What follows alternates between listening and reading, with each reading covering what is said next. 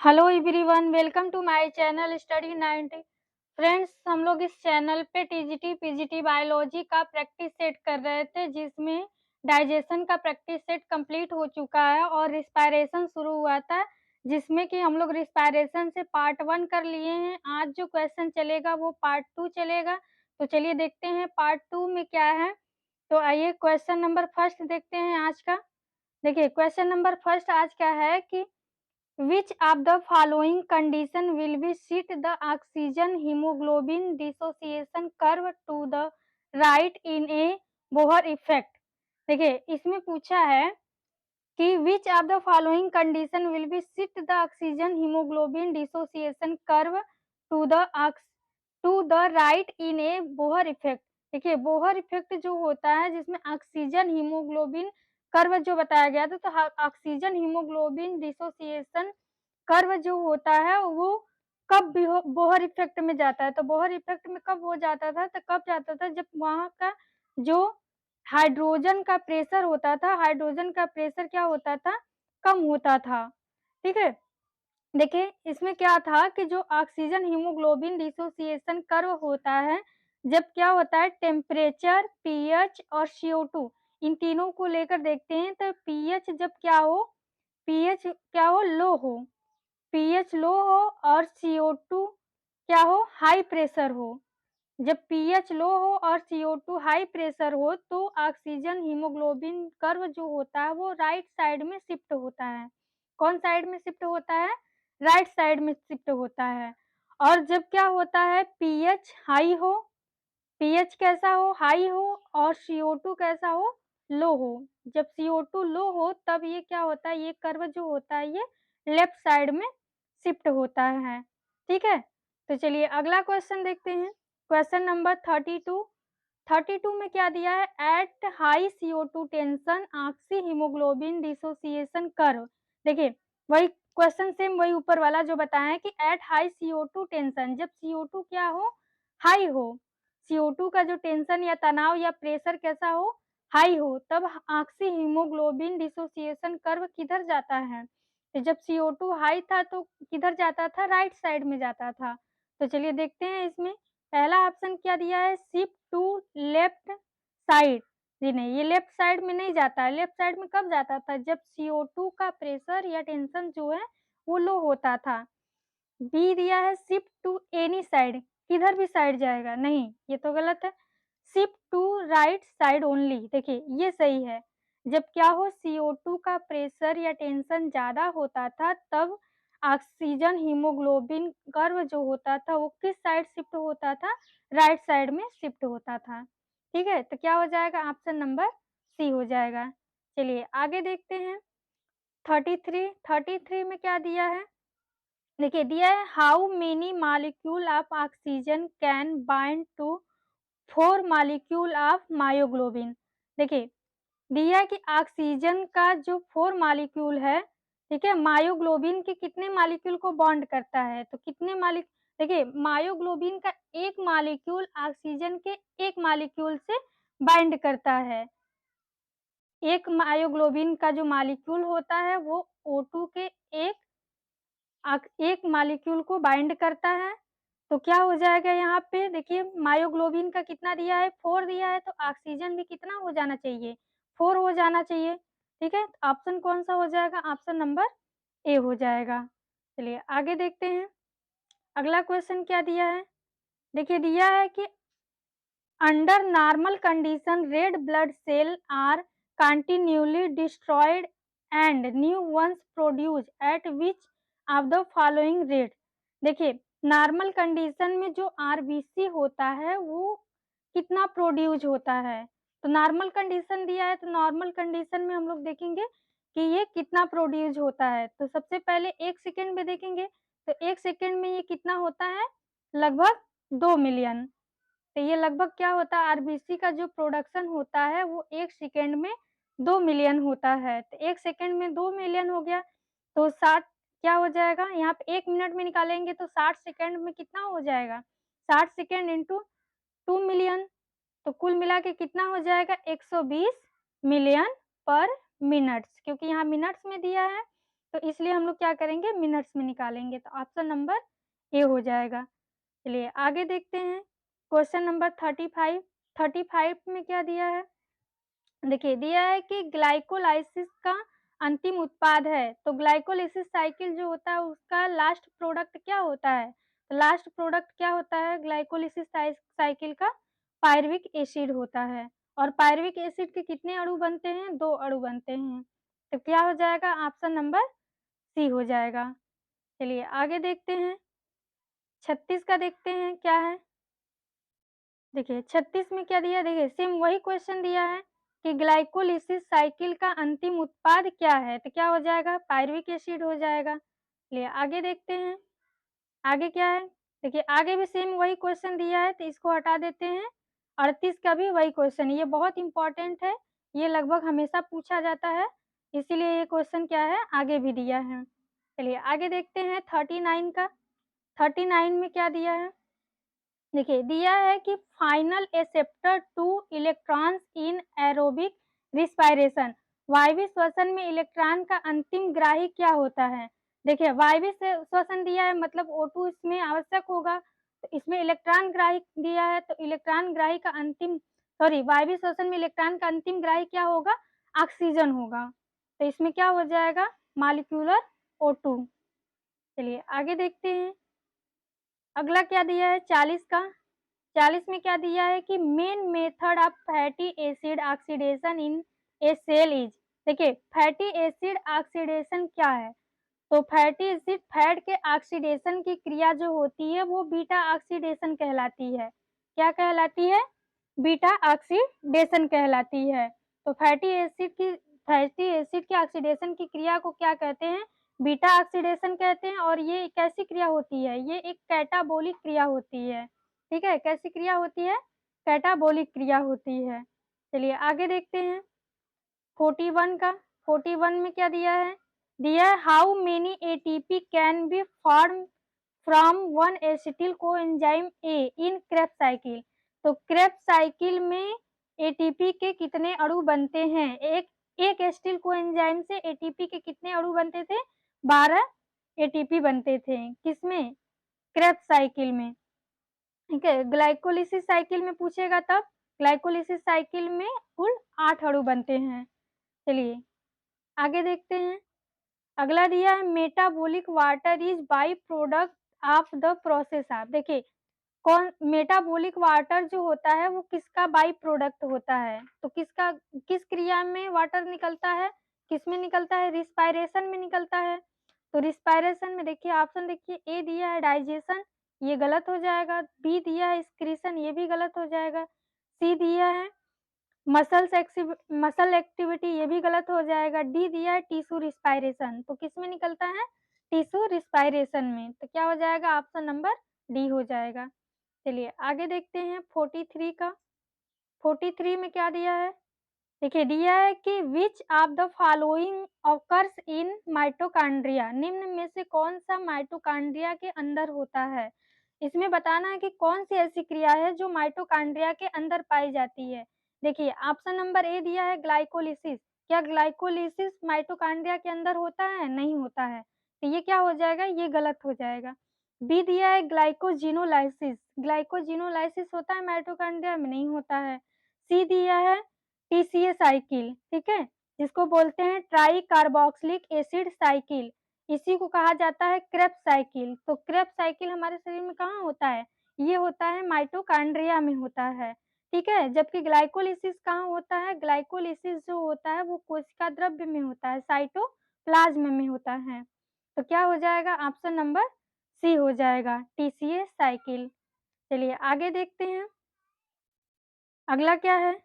Question number 44। 44 में क्या दिया है? देखिए दिया है कि प्रकाश संश्लेषण क्रिया में बने ग्लूकोज में ऑक्सीजन का स्रोत है। देखिए दिया है the source of oxygen in glucose form in photosynthesis. देखिए पूछा है कि जो फोटोसिंथेसिस है उस क्रिया में जो ग्लूकोज बनता है, ग्लूकोज जो बनता है इसमें जो ये ऑक्सीजन है इसका स्रोत क्या है? ये कहाँ से आया है? तो ये ऑक्सीजन जो है ये CO2 से मिलता है। किससे मिलता है? CO2 से मिलता है। चलिए इसमें नहीं दिया, आगे देखते हैं ऑप्शन में। तो किसमें दिया है? ऑप्शन नंबर डी में दिया है कि जो फोटोसिंथेसिस है, फोटोसिंथेसिस क्रिया में क्या होता है कि जो ग्लूकोज़ बनता है, इस ग्लूकोज़ में जो ये ऑक्सीजन है, ये कहाँ से आया है? तो कहाँ से आया है? कार्बन डाइऑक्साइड से आया है, ठीक है? और अगर पूछे कि जो क्या होता है इसमें ये फोटोसिंथेसिस क्रिया में ये सॉरी श्वसन की क्रिया में जो ऑक्सीजन निकलता है, ये कहाँ से आया है? तो ये कहाँ से आता है? ये वाटर से आता है, ठीक है? चलिए आगे देखते हैं। 45 का देखते हैं क्या है? 45 का दिया है कि एक अणु ग्लूकोज की ग्लाइकोलिसिस में कितने अणु ऑक्सीजन की आवश्यकता होती है? देखिए पूछा है कि number of oxygen required during glycolysis of one glucose molecule is. देखिए ग्लाइकोलिसिस साइकिल जो होती है एक एनारोबिक रिएक्शन है। एनारोबिक का मतलब होता है कि इसमें क्या है ऑक्सीजन की आवश्यकता नहीं होती है। तो इसमें क्या हो जाएगा? देखिए ए दिया है 0 ऑक्सीजन, तो इसमें क्या होता है ऑक्सीजन की आवश्यकता नहीं होती तो क्या हो जाएगा? शून्य ऑक्सीजन, एक होगा नहीं क्योंकि कोई भी ऑक्सीजन इसमें यूज़ नहीं होता है। क्यों नहीं होता है? क्योंकि ये एनारोबिक रिएक्शन है। चलिए आगे देखते हैं 46। 46 में क्या दिया है? देखिए दिया है Embden Meyerhof pathway represent. Embden Meyerhof pathway जो होता है वो किसका प्रतिनिधित्व करता है? ए दिया ग्लूकोज का पायरुविक अम्ल में क्रमबद्ध विघटन। बी दिया है अशर्करा से ग्लूकोज बनना। सी दिया है एसिटिल एल्डिहाइड से एथिल एल्कोहल बनने को। और डी दिया है बीटा ऑक्सीडेशन को। तो बताइए इम्बेडेन मेयर हाफ पाथवे क्या होता है? EMP pathway. देखिए ईएमपी पाथवे जो होता है इसी को ग्लाइकोलिसिस साइकिल कहते हैं।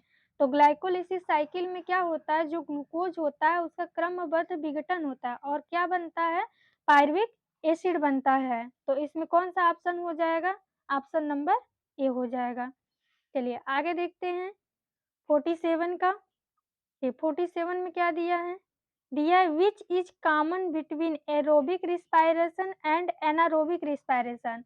मतलब कि इसमें कौन सा ऐसा है जो एरोबिक में भी होता है और एनारोबिक में सेम होता है, मतलब उसमें कुछ भी बदलता नहीं है। तो कौन सा होता है? पहला दिया है देखिए सिमिलर सबस्टेंस, बी दिया है ग्लाइकोलिसिस, सी दिया है pyruvic acid, all of this.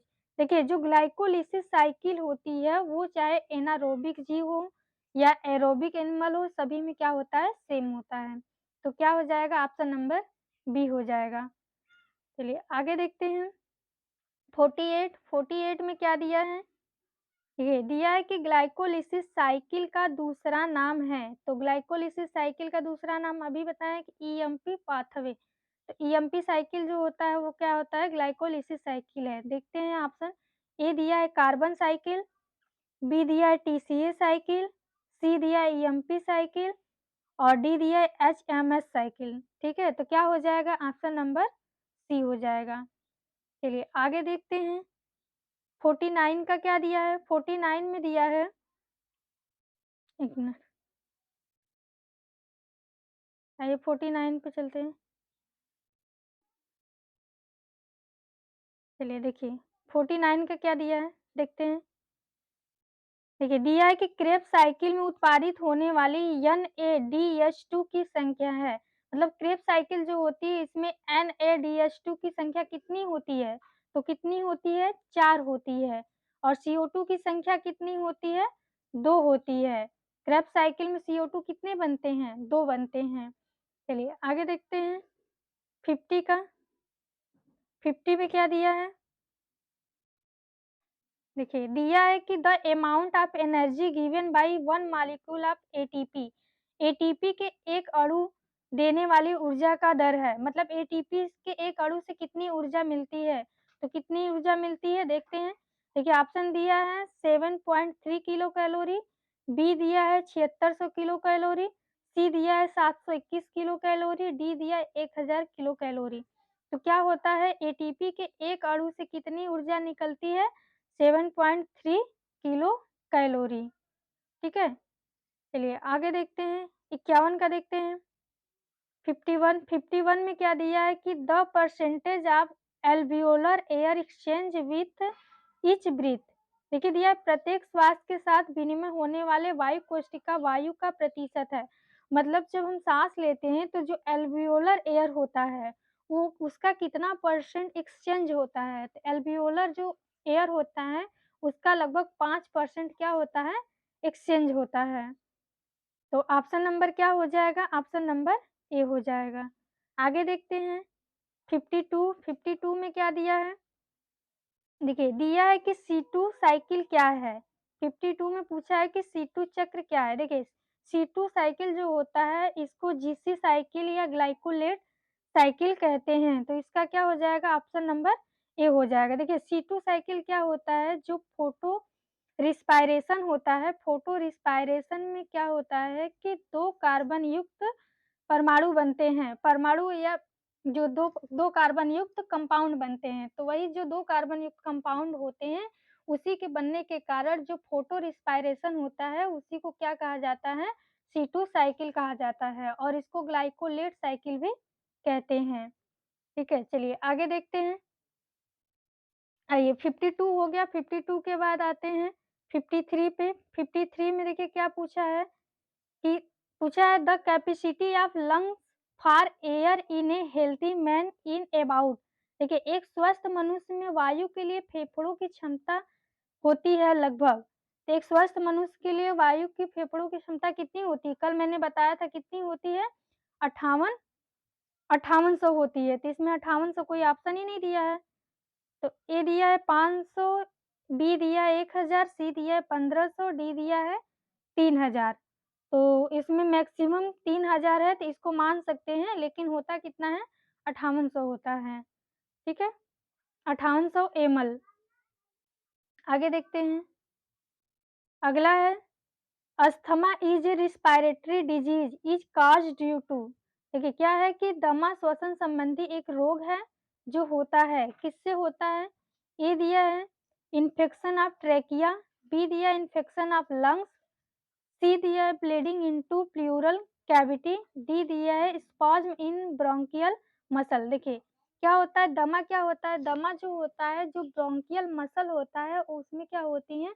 ऐंठन होने लगती हैं, इसी कारण दमा होता है, जिसमें सांस लेने में तकलीफ होती है।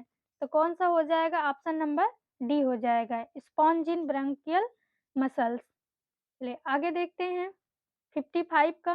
55 में क्या दिया है? देखिए 55 में दिया है कि pyruvic acid before combining with oxaloacetic acid Krebs cycle produce. देखिए क्रेब्स साइकिल में ऑक्जेलो एसिटिक अम्ल के संयोग के पूर्व पायरुविक अम्ल बनाता है। देखिए जब पायरुविक अम्ल पहले पायरुविक अम्ल बनता कब है? जब ग्लाइकोलिसिस साइकिल होती है, तो ग्लूकोज के एक अणु का जब विघटन होता है तो पायरुविक एसिड के 2 अणु बनते हैं, तो ये क्या कहलाता है? ग्लाइकोलिसिस साइकिल कहलाता है। अब जो पायरुविक एसिड बनता है, ये किसमें जाता है? क्रेब्स साइकिल में प्रवेश करता है। तो क्रेब्स साइकिल में प्रवेश करने से पहले ये क्या करता है? इसमें से CO2 और हाइड्रोजन निकल जाते हैं। CO2 और हाइड्रोजन जब इसमें से निकल जाते हैं, तो ये क्या करता है? ये एसिटिल कोएंजाइम बनाता है। एसिटिल कोएंजाइम बनाता है और यही एसिटिल कोएंजाइम क्या करता है? ऑक्जेलो एसिटिक अम्ल के साथ क्रिया करता है और बनाता है मैलिक एसिड। तो मैलिक एसिड बनने की क्रिया ही क्या कहलाती है? क्रेब्स साइकिल कहलाती है और क्रेब्स साइकिल जो होती है ये एरोबिक रिस्पायरेशन होती है। ये क्या होती है? एरोबिक रिस्पायरेशन होती है। तो इसका क्या हो जाएगा? ऑप्शन नंबर डी हो जाएगा। क्या बनाता है? Acetyl coenzyme. चलिए आगे देखते हैं। क्वेश्चन नंबर 56 का देखते हैं क्या है? 56 में दिया है O2 content in the air we expire is. देखिए हमारी उच्छ्वास की वायु में O2 की मात्रा होती है। मतलब हम जो वायु बाहर निकालते हैं उसमें ऑक्सीजन की मात्रा कितनी होती है? अच्छा हम जब लेते हैं तो कितनी होती है? तो वायुमंडल में कितना परसेंट ऑक्सीजन है? 21% है। तो लेते हैं तो 21% है, लेकिन जब बाहर निकालते हैं, एक्सपायर करते हैं, तो उस समय क्या होता है? उस समय होता है 16%। ठीक है, तो ऑप्शन नंबर क्या हो जाएगा? ए हो जाएगा। चलिए आगे देखते हैं। क्वेश्चन नंबर क्या है? 57 है। 57 में क्या दिया है? Link reaction in respiration involve. देखिए श्वसन की कड़ी यानी लिंक जो रिस्पायरेशन होता है, इस रिस्पायरेशन में लिंक रिएक्शन क्या है? तो रिस्पायरेशन में लिंक रिएक्शन क्या होता है? पायरुविक एसिड जो होता है ये किसमें बनता है? ये एसिटिल कोएंजाइम में बनता है। तो एसिटिल कोएंजाइम जो होता है ये ग्लाइकोलिसिस साइकिल और क्रेब्स साइकिल के बीच की क्या है? कड़ी है। तो जो क्रेब्स साइकिल और एसिटिल ये ग्लाइकोलिसिस साइकिल होती है उसके बीच की कड़ी क्या मानी जाती है? Acetyl coenzyme. तो क्या हो जाएगा? ऑप्शन नंबर बी हो जाएगा। चलिए आगे देखते हैं। 58 में क्या दिया है? देखिए दिया है कि मैलिक अम्ल के लिए श्वसन गुणांक का मान होगा। मैलिक अम्ल जो होता है उसके लिए श्वसन गुणांक का मान कितना होता है? तो आइए देखते हैं इसमें। देखिए मैलिक अम्ल जो होता है उसका श्वसन गुणांक जो होता है 1 से ज़्यादा होता है, ये बहुत इम्पोर्टेंट है, पूछता है। मैलिक अम्ल का पूछता है, ठीक है? तो मैलिक अम्ल का क्या होगा? मोर देन 1, 1 से क्या हो जाएगा? ज़्यादा। और उसके बाद क्या है देखिए ये कार्बन डाइऑक्साइड का पूछता है। सबसे पहले देखते हैं कार्बोहाइड्रेट। कार्बोहाइड्रेट बहुत इम्पोर्टेंट है। कार्बोहाइड्रेट क्या है? कार्बोहाइड्रेट का जो आरक्यू होता है वो हमेशा 1 होता है। और उसके बाद देखिए प्रोटीन और वसा। प्रोटीन और वसा का जो होता है हमेशा क्या होता है? प्रोटीन और वसा का जो मान होता है वो हमेशा 1 से 1 मिनट 1 से कम होना चाहिए था। हाँ, ठीक है। प्रोटीन और वसा का मान जो होता है आरक्यू मान जो होता है सदैव 1 से कम होता है, ठीक है? चलिए आगे देखते हैं 59 का क्या है? 59 में दिया है कि for a healthy man the tidal volume of lungs. देखिए कल मैंने बताया था कि लंग्स का टाइडल वॉल्यूम कितना होता है? तो कितना होता है ये? 500 ml होता है, ठीक है? चलिए आगे देखते हैं। अगला है मनुष्य में। देखिए ये भी वही चीज़ है, टाइडल वॉल्यूम पूछा है तो टाइडल वॉल्यूम कितना हो जाएगा? 500 ml हो जाएगा। आगे देखते हैं 61 का। 61 में क्या दिया है? देखिए दिया है the function of KOH contain in the you you tube in demonstration of aerobic respiration is. आपसी श्वसन की क्रिया के प्रदर्शन में यू नली में रखे KOH का कार्य होता है। देखिए क्या पूछा है कि जो KOH होता है ये क्या करता है? जो ऑक्सीकरण की क्रिया का प्रदर्शन किया जाता है जिसमें जो यू ट्यूब होता है उसमें क्या होता है KOH रखा जाता है, उसका काम क्या होता है? तो इसका काम क्या होता है? ये क्या करता है KOH जो होता है ये CO2 को क्या करता है? शोषित कर लेता है, कंबाइंड करता है। तो क्या हो जाएगा? To absorb CO2 from the incoming air. तो यही ऑप्शन हो जाएगा, ऑप्शन नंबर क्या हो जाएगा? ए हो जाएगा। चलिए 62 का देखते हैं। 62 में क्या दिया है? श्वसन की नियमितता है। मतलब श्वसन जो होता है उसकी अनियमितता क्या होती है? तो आइए देखते हैं इसमें। देखिए ये चारों ऑप्शन दिया है डायस्पिनिया, हाइपर्निया और यूपर्निया और एपनिया दिया है। तो देखिए डायस्पिनिया क्या होता है? श्वसन की अनियमितता, श्वासोच्छ्वास के समय क्या होता है? इसमें दर्द होने लगता है। और हाइपर्निया में क्या होता है? सामान्य स्थिति से अधिक दर पर श्वासोच्छ्वास यानी ब्रीथिंग जो होती है वो अधिक होने लगती है। यूपर्निया में क्या होता है? ये सामान्य ब्रीथिंग है, जबकि एपनिया में क्या होता है? श्वासोच्छ्वास नहीं होता और कभी-कभी ऐसा हो जाता है सोते टाइम कि एपनिया हो जाता है जिसमें क्या होता है मुँह खुला रह जाता है और हम लोग मुँह से क्या करते हैं? साँस लेने लगते हैं। चलिए आगे देखते हैं। देखिए अगला क्या है? अगला है 63 most of the CO2 in blood is carry as. देखिए जो CO2 है ये ब्लड में किस रूप में पाई जाती है या किस रूप में कैरी होती है? तो किस रूप में होती है? बाइकार्बोनेट के रूप में। सोडियम बाइकार्बोनेट नहीं होता है, कार्बोनिक एसिड भी नहीं होता है, कार्बिनो हीमोग्लोबिन भी नहीं होता। कौन सा होता है? बाइकार्बोनेट के रूप में CO2 क्या होता है? हमारे आरबीसी में या ब्लड द्वारा ले जाई जाती है। आगे देखते हैं।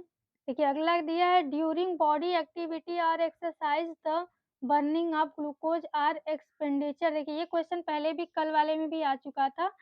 Of energy increase excessively due to which one goes out of breath. देखिए सक्रिय शारीरिक कार्य या व्यायाम के समय पेशियों में ग्लूकोज का जारण या ऊर्जा का व्यय बहुत बढ़ जाता है जिसमें सांस फूलने लगती है। तो बताइए किस कारण होती है? देखिए, इसमें क्या होता है कि जब हम ज़्यादा व्यायाम करते हैं या ज़्यादा मेहनत का काम करते हैं, शारीरिक कार्य करते हैं, तो उसमें क्या होती है ऑक्सीजन की अधिक मात्रा की आवश्यकता होती है। जिसमें क्या होता है ऑक्सीजन का अधिक यूज़ होने लगता है, जिससे हमें आरबीसी से क्या करना पड़ता है और अधिक ऑक्सीजन की आवश्यकता होने लगती है।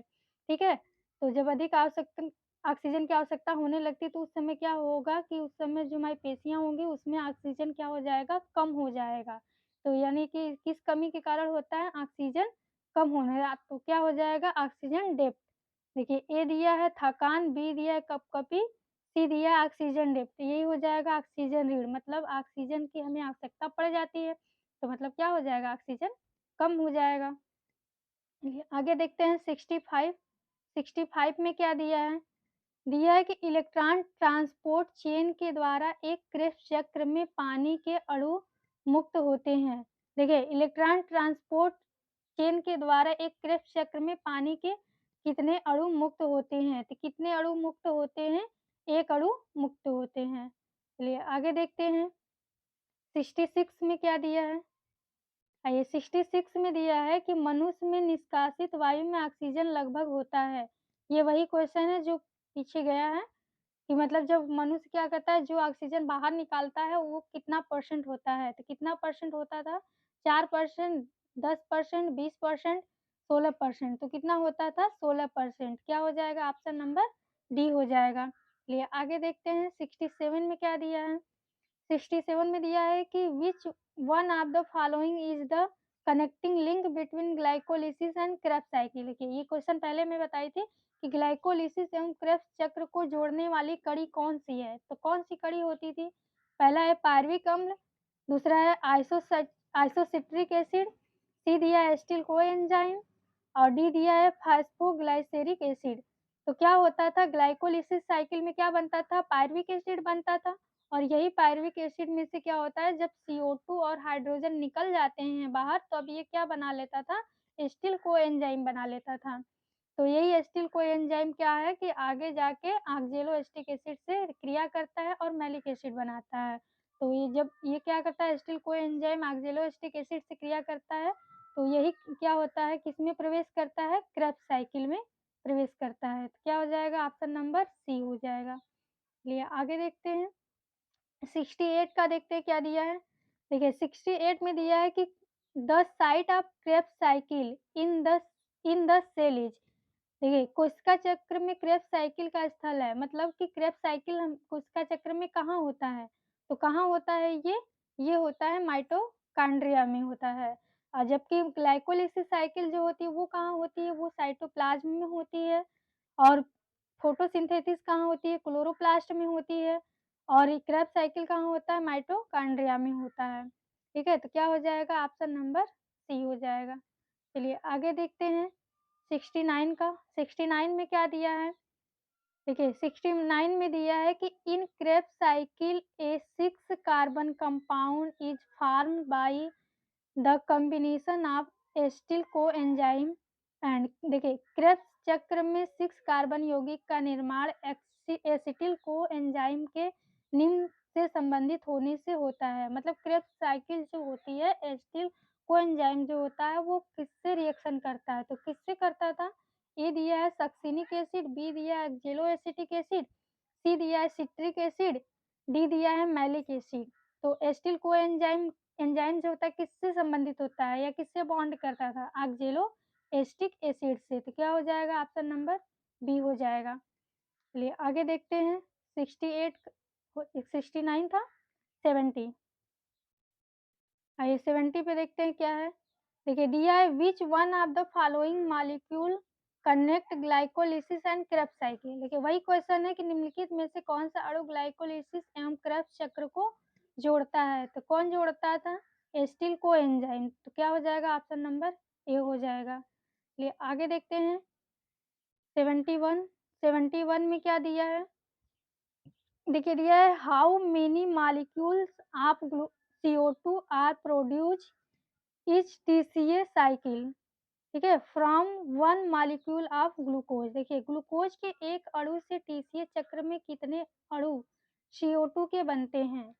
तो ग्लूकोज के एक अणु से ये क्रेब्स चक्र में CO2 के कितने अणु बनते हैं? तो जब ग्लूकोज का एक अणु टूटता है तो ये क्या बनाता है? पायरुविक एसिड बनाता है। और ये पायरुविक एसिड जब क्रेब्स चक्र में जाता है तो क्रेब्स पहले ये देखेंगे क्रेब्स चक्र में जो होते हैं CO2 के कितने अणु बनते थे? तो कितने बनते थे? 2 अणु बनते थे। और पायरुविक एसिड जो होता है ये ग्लूकोज से बना है तो यहाँ ग्लूकोज से पूछा है। तो ग्लूकोज जब पायरुविक एसिड बनेगा और पायरुविक एसिड क्या करता है इसमें से एक CO2 और 2 हाइड्रोजन जब बाहर निकल जाते थे तब ये एसिटिल कोएंजाइम बनाता था। तो एसिटिल कोएंजाइम बनाता था तो यहाँ पे एक CO2 निकल गया और 2 CO2 कहाँ पे निकलते थे? क्रेब्स चक्र में निकलते थे। कुल CO2 कितने हो गए? 3 हो गए। किससे निकलते हैं? पायरुविक अम्ल के एक अणु से। जबकि यहाँ किससे पूछा है? ग्लूकोज से पूछा है तो ग्लूकोज से पायरुविक एसिड के कितने अणु बनते हैं? 2 अणु बनते हैं। तो पायरुविक एसिड के एक अणु से 3 CO2 तो 2 से कितने निकलेंगे? 6 CO2 निकलेंगे। तो क्या हो जाएगा इसमें? देखते हैं। ऑप्शन नंबर क्या हो जाएगा? डी हो जाएगा। कितने CO2 हो जाएँगे? 6 CO2 हो जाएँगे। चलिए आगे देखते हैं 72 72 नहीं है, इतना है। ये क्वेश्चन कंप्लीट हो चुका है रिस्पायरेशन का। तो फ्रेंड्स आप लोगों को क्वेश्चन पसंद आया हो तो प्लीज़ चैनल को सब्सक्राइब करिएगा, लाइक करिएगा एंड कमेंट करिएगा। Thank you.